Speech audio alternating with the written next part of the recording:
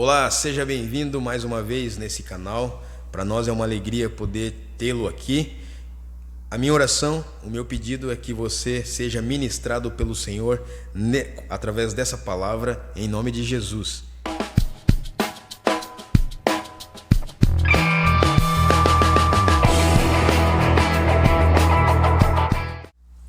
Atos, capítulo 3, versos de 1 a 10. Quando Deus irá me responder? Atos, capítulo 3, versos de 1 a 10. Na minha Bíblia, o texto diz o seguinte: certo dia, Pedro e João estavam subindo ao templo na hora da oração, às 3 horas da tarde. Estava sendo levado para a porta do templo, chamada Formosa, um aleijado de nascença, que ali era colocado todos os dias para pedir esmolas aos que entravam no templo. Vendo que Pedro e João iam entrar no pátio do templo, pediu-lhes esmola. Pedro e João olharam bem para ele, e então Pedro disse: olhe para nós. O homem olhou para eles com atenção, esperando receber deles alguma coisa. Disse Pedro: não tenho prata nem ouro, mas o que tenho, isto lhe dou. Em nome de Jesus Cristo, o Nazareno, ande. Segurando-o pela mão direita, ajudou-o a levantar-se, e imediatamente os pés e os tornozelos do homem ficaram firmes. E de um salto pôs-se de pé e começou a andar. Depois entrou com eles no pátio do templo, andando, saltando e louvando a Deus. Quando todo o povo viu andando e louvando a Deus, reconheceu que era ele o mesmo homem que costumava mendigar sentado à porta do templo, chamada Formosa. Todos ficaram perplexos e muito admirados com o que lhe tinha acontecido. Amém? Essa aqui é uma palavra que nós conhecemos, uma história que nós conhecemos e que, como um livro histórico do Novo Testamento, Lucas está descrevendo claramente alguns acontecimentos importantes, alguns acontecimentos reais, alguns acontecimentos impactantes para aquele tempo, e creio que também é impactante para nós hoje. No contexto que nós vivemos hoje, muitas pessoas se veem perdidas em seus questionamentos. Elas perguntam diversas coisas e, por não ter respostas, elas ficam perdidas, desamparadas. Por vezes, enfrentam situações que as levam a refletir se realmente Deus existe. E se Deus existe, Ele irá intervir neste mundo para melhorar o que, em nosso modo de ver, está desajustado, desequilibrado ou descompensado. Será que Deus vai agir no meio dessa turbulência toda? Mas é preciso analisar o que de fato motiva a cada pessoa, motiva cada homem. O que faz com que a humanidade se mobilize em direção a uma nova perspectiva ou uma solução para o seu dilema.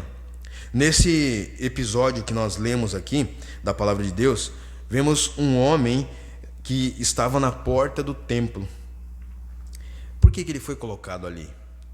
Qual foi a intenção de o colocarem ali? O que se esperava em pô-lo num lugar de grande movimentação como aquela porta? Talvez você esteja se identificando com esse homem, talvez você, em algum momento, você se identifica em alguma situação. Não por ele ser um mendigo, mas porque por você estar aguardando uma resposta, dizendo: dessa vez vai, agora chegou minha vez, um dia eu saio dessa situação, alguém vai me tirar daqui. Como prática habitual dos judeus, eles iam ao templo regularmente para aquela hora da oração. A hora da oração eram 3 horas, eram 6, 9 e meio-dia, né? E nesse caso era às 3 horas da tarde. Em questão de estar regularmente num local, tudo bem. Ali do portão esse homem se enchia de esperança. Ali daquela porta, daquele lugar, ele tinha uma expectativa. Anoitecia e amanhecia e a sua resposta não chegava. Ficar na porta não é bom. Não é um lugar comum para se receber a bênção de Deus, não é? Pois é. É possível um homem, uma mulher, alguém ficar à porta e na porta, do lado de fora, receber a bênção de Deus, sendo que ele pode estar dentro do templo, estar num local de adoração e receber a bênção de Deus ali? O que você acha? A questão é que nós estamos errados muitas vezes. Achamos que se ele não entrar na porta, como aqueles judeus, como aquela época, eles pensavam que a bênção estava somente dentro do templo. Era possível a cura somente dentro do templo, aonde era invocado o nome, o Deus eterno, não é? Mas a gente tem uma palavra na Bíblia que refuta tudo isso, que põe por terra toda a ideia de que somente no templo há cura. Olha o que a Bíblia diz em Atos, capítulo 17, versículo 24. O Deus que fez o mundo e tudo o que nele há é o Senhor do céu e da terra, e não habita em santuários feitos por mãos humanas. E também você pode ver em Atos, capítulo 7, versículo 48. Todavia, o Altíssimo não habita em casas feitas por homens. Olha que coisa legal. Sabe o que isso quer dizer? Quer dizer que o Senhor, para curar, para restaurar, para levantar, para animar, para fortalecer, para ressuscitar, ele não precisa de templo ou de um local específico. Se você o buscar de todo o coração, aonde quer que você esteja, Deus estará naquele lugar também.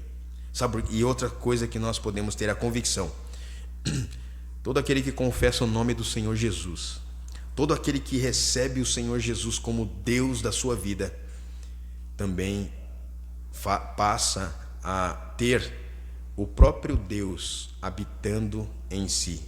Sabe quem é esse Deus? O Espírito Santo. Então, independente do lugar, independente do espaço, o Senhor faz o que Ele deseja, na hora que Ele deseja e como Ele deseja. Por isso a palavra diz o seguinte, em Romanos capítulo 9, versículo 15.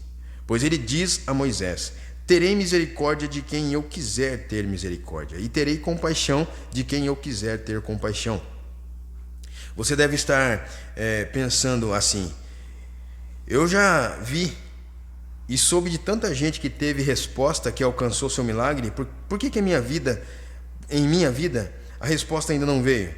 Por que o meu milagre ainda não chegou?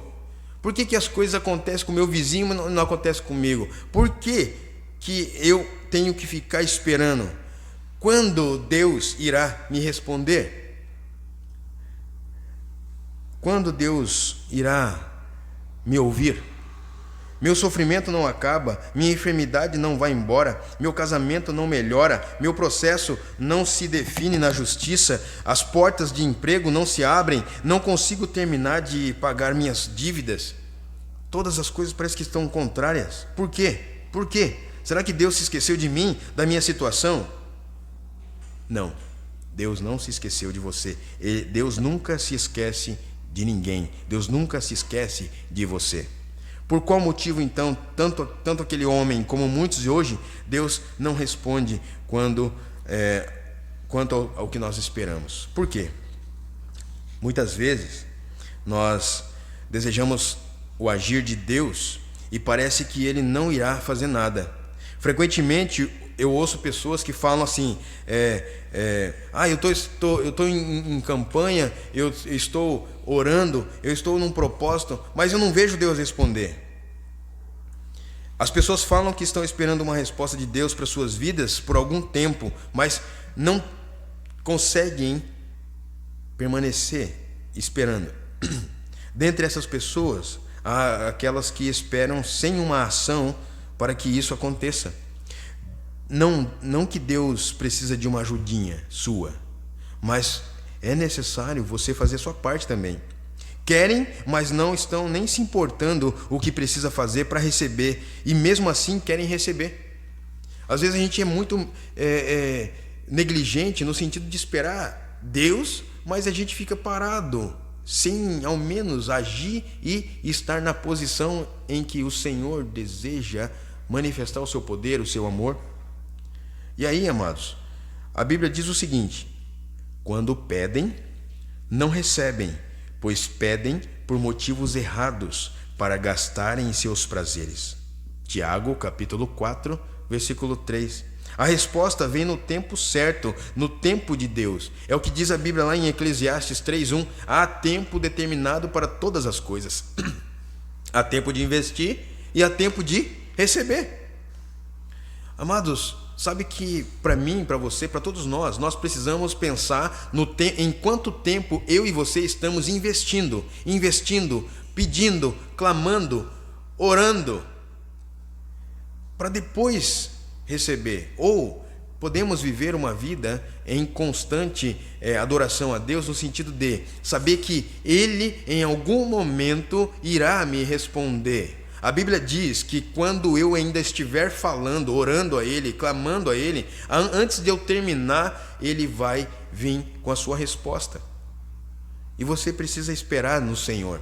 E nós aprendemos aqui nessa palavra algumas verdades importantes para o nosso dia a dia. Sabe o que é isso? Coisas práticas que nós devemos fazer para que nós estejamos alinhados com Deus, alinhados com o que Ele quer para mim e para você.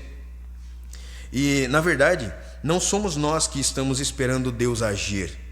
Deus é quem espera nossa ação de fé para então Ele operar o que Ele deseja operar, para Ele operar as maravilhas. Você acha que Deus está demorando a te responder? Você já parou para pensar que talvez seja a sua postura que esteja retardando, atrasando a manifestação de Deus na sua vida? Por isso eu gostaria de dizer para você o que a palavra de Deus também nos ensina. Os versos 1 e 2 desse texto diz o seguinte: busque no lugar certo. O texto, quando diz lá: certo dia Pedro e João estavam subindo ao templo na hora da oração, às 3 horas da tarde. Estava sendo levado para a porta do templo, chamada Formosa, um aleijado de nascença, que ali era colocado todos os dias para pedir esmolas aos que entravam no templo. Pedro e João estavam indo para a oração da tarde no templo, quando encontraram um homem aleijado, ministraram a cura sobre a sua vida. A presença de Deus naquele momento era crucial. Aquele homem, ele tinha uma necessidade, ele estava precisando de cura. A presença de Deus, aqui no texto nós podemos ver que a presença de Deus é o melhor lugar da vida e a hora mais abençoada do dia. Quando nós temos um longo dia, quando nós temos diversas tarefas, quando nós temos compromissos ao longo do dia, nós precisamos começar primeiro com o Senhor. Precisamos priorizar o tempo com Deus. O Senhor promete responder essa iniciativa nossa. Olha o que a Bíblia diz em Jeremias 29, 12 e 13. Então vocês clamarão a mim, virão orar a mim, e eu os ouvirei. Vocês me procurarão e me acharão quando me procurarem de todo o coração. É na presença do Senhor que quando você deposita as preocupações, é na presença do Senhor que você deposita os desafios, é na presença do Senhor que você deposita as expectativas. Nesse ambiente, você não apenas pede, mas desfruta da comunhão com Deus. É nesse lugar que você muda a sua intenção. É nesse lugar que nós mudamos as nossas prioridades. É no ambiente da presença de Deus que eu passo a entender que esse é o melhor lugar para eu estar no início do dia. Esse é o melhor lugar para eu estar por toda a minha vida. Há pessoas que querem ser abençoadas, mas não estão dispostas a pagar um preço de buscar a Deus em oração. Elas não pagam um preço um pouco mais dificultoso ou um pouco mais desafiador para poder obter o que querem. Sabe que nessa questão, nós não, o que é mais importante quando nós começamos a um relacionamento com Deus, quando nós começamos a andar com Jesus, a coisa mais importante não é o que nós queremos, propriamente dito, mas é não sair mais da presença desse Deus agradável. É não perder a presença do Senhor. O salmista, ele dizia: não retires de mim o teu espírito, Senhor. Sabe, ele estava expressando de que ele não seria nada sem Jesus, sem o Espírito Santo. E a Bíblia também diz, o próprio Jesus disse: vocês não podem fazer coisa alguma sem mim. Isso é importante você saber. Enquanto oramos, a nossa fé se fortalece em Deus e o tempo de espera se torna mais agradável e constante. Você precisa orar. Você precisa buscar a presença de Deus. Essa é a melhor parte do dia. É o melhor lugar ao qual nós precisamos estar. Uma outra coisa que nós vemos na palavra de Deus, dos versos de 3 a 5, tenha expectativa em Jesus e menos nos homens. Preste bem atenção. Tenha expectativa em Jesus e menos nos homens. Olha o que o texto diz: vendo que Pedro e João iam entrar no pátio do templo, pediu-lhes esmola. Pedro e João olharam bem para ele, e então Pedro disse: olhe para nós. O homem olhou para eles com atenção, esperando receber deles alguma coisa. Perceba que o aleijado, ele estava com grande expectativa de que Pedro e João pudessem lhe dar alguma coisa material, alguma coisa visível, e poderia supri-lo naquele momento. Mas ainda era passageiro, ainda era uma coisa que iria esgotar. Ele continuaria com sua maior necessidade. E qual era a maior necessidade desse homem? Voltar a andar. Era cura. Muitos têm realidades parecidas com a do aleijado do texto. Tem uma necessidade visível que é importante, mas abre mão ou retarda a resposta por qualquer outro valor menor. Troca a expectativa de cura, de restauração, de uma nova vida, por coisas passageiras, por coisas que são finitas. Outro valor, um valor até menor. Parecem aqueles vendedores que dão o preço de um produto que estão vendendo, e à medida que você vai contestando, à medida que você vai conversando com eles, vão diminuindo até chegar num valor acessível para nós. Se não é o bom senso de você dizer assim, ó, tá bom esse preço aqui, para não prejudicar você, vamos ficar nesse valor. Não, você vai fazendo um teste, você vai baixando, e ele vai até lá embaixo, né? Você precisa manter o foco na sua principal necessidade. Sua expectativa deve ser na prioridade da sua vida. Em muitas ocasiões você é desafiado a deixar as coisas que estão te distraindo do verdadeiro foco e olhar mais para Jesus. Somente Ele pode realizar na sua vida o que homem nenhum pode realizar. Somente Jesus pode suprir a sua necessidade perfeitamente, porque nenhuma pessoa vai fazer isso. Então, que a sua expectativa esteja em Jesus e menos nos homens. E aqui eu também vejo no texto, dos versos de 6 a 10, receba o que somente Jesus tem para te dar. Receba o que somente Jesus tem para te dar. Disse Pedro: não tenho prata nem ouro, mas o que tenho, isto lhe dou. Em nome de Jesus Cristo, o Nazareno, ande. Segurando-o pela mão direita, ajudou-o a levantar-se, e imediatamente os pés e os tornozelos do homem ficaram firmes. E de um salto pôs-se de pé e começou a andar. Depois entrou com eles no pátio do templo, andando, saltando e louvando a Deus. Quando todo o povo viu andando e louvando a Deus, reconheceu que era ele o mesmo homem que costumava mendigar, sentando à porta do templo chamada Formosa. Todos ficaram perplexos e muito admirados com o que lhe tinha acontecido. O texto mostra que os homens têm limitações e não podem dar o que somente Jesus pode dar. Tanto que Pedro disse o seguinte: não tenho prata nem ouro, mas o que eu tenho, isso lhe dou. Em nome de Jesus, Jesus Cristo, o Nazareno, ande. Essa afirmação, ela é suficiente para a transformação de uma pessoa que precisa de ajuda em qualquer ordem, em qualquer área da sua vida. Observe que após ser curado da sua limitação, da sua deficiência, o ex-paralítico se alegrou com grande exultação e ele foi instrumento da glória de Deus a todos quantos viram isso. Ele foi testemunha visível do poder de Deus. Desde nascença esse homem sofria dessa limitação. Desde nascença todo mundo conhecia ele por um aleijado, por um paralítico. Talvez já não tinha mais esperança de cura. Talvez esse rapaz já era comum vê-lo largado em qualquer lugar, né? É uma coisa que você não pode deixar de considerar. Guarda isso. Uma coisa que você não pode deixar de considerar é que por muito tempo você esteja sofrendo por situações que nem tenhas mais esperança de que possa haver alguma mudança. Muitos vivem isso, mas creia que Jesus ainda está atuando no mundo. Creia que Ele está vendo a sua dor.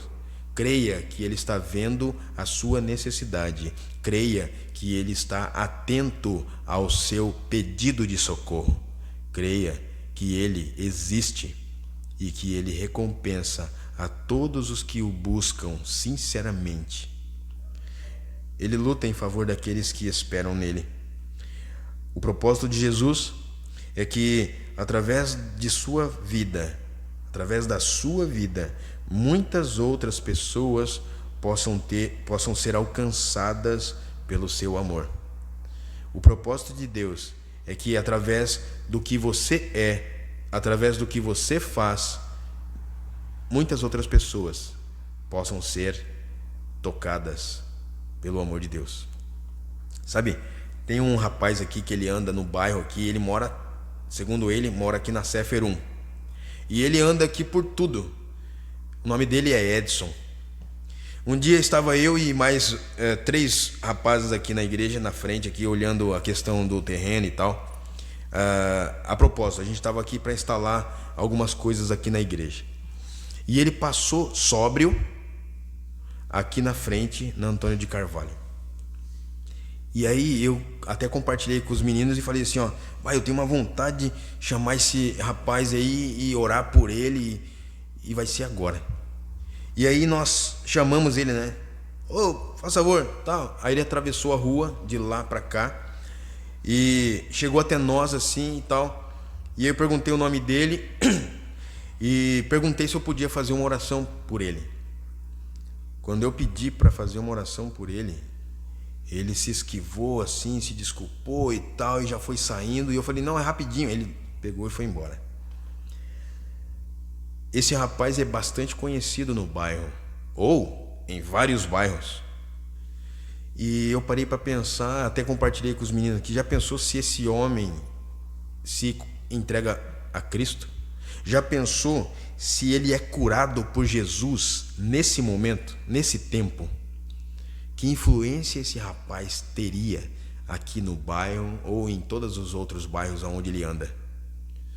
Já pensou um cara que andava sujo, um rapaz cheirando mal, um rapaz que uma hora estava caminhando, mancando, com dificuldades, uma hora falando com demônios, em outro momento limpo, restaurado, andando corretamente, vivendo a vida plena. Eu fiquei pensando, e sabe, vou dizer uma coisa para todos vocês. Eu não desisti do Edson. Eu tenho orado pelo Edson. E um dia Deus vai me colocar na frente do Edson. E eu vou orar pelo Edson. E o Edson vai ser curado, não por mim, não por mim. Vai ser curado por Jesus, tenho certeza. Vamos orar por isso. Por isso, queridos, nessa palavra aqui, eu creio na cura do Senhor. Busque no lugar certo, busque em Jesus. Tenha expectativa em Jesus e menos nos homens. Espere em Jesus. Receba o que somente Jesus tem para dar. Receba de Jesus. Essa é a palavra do Senhor para a sua vida, para o seu coração, nesse dia, nessa noite, em nome de Jesus. A minha oração é para que essas palavras assentem no seu coração e você seja poderosamente abençoado. Vamos orar nesse momento? Feche os seus olhos. Espere no Senhor. Faça a sua parte. Veja o que é possível você fazer, não para acelerar o que Deus pode fazer, mas para estar dentro da vontade dEle.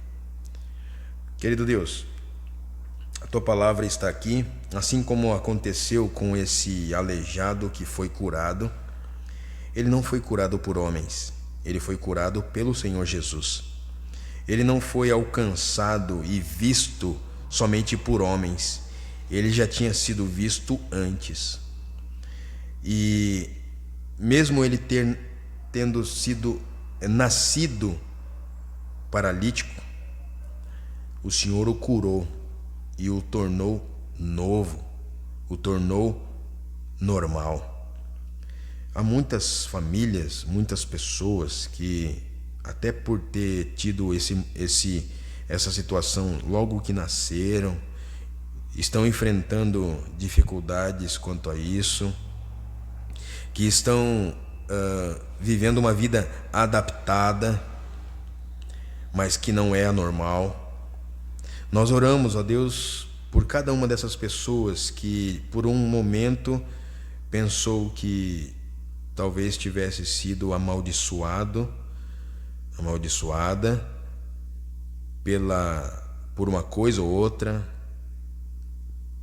Mas Deus, coloque clareza no coração dessas pessoas de que o Senhor também as ama, de que o Senhor também deseja alcançá-las, e fazer como aconteceu no texto, para que muitas pessoas possam ver o milagre do Senhor e possam ouvir a Tua voz nitidamente e serem transformadas pelo poder do Teu amor.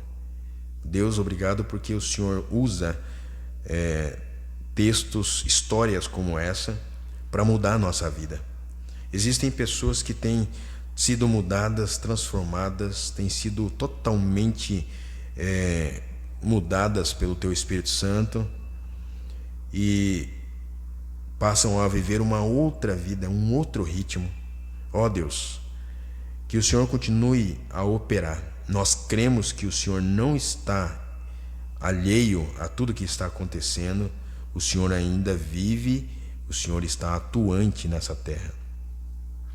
Obrigado, ó Deus, porque nós podemos, pela Tua palavra, entender a Tua vontade para as nossas vidas.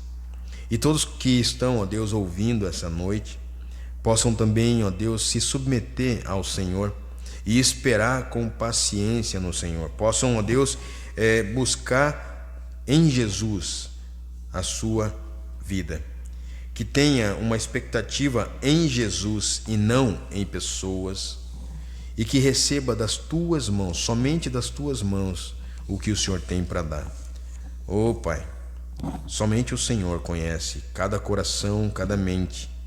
Esteja operando em cada lar que abriu a porta, que abriu a conexão através dessa mídia, que possam ser alcançados pelo Teu amor, que possam ser alcançados pela Tua cura, pela Tua vontade, que possam ser alcançados como nunca foram antes. Essa é a nossa oração de gratidão ao Senhor. Essa é a nossa oração submetidos à Tua vontade, em nome de Jesus. Amém, Senhor. Amém. Espero que Deus tenha falado ao seu coração Oro para que você seja grandemente abençoado em toda a sua vida. Deus te abençoe.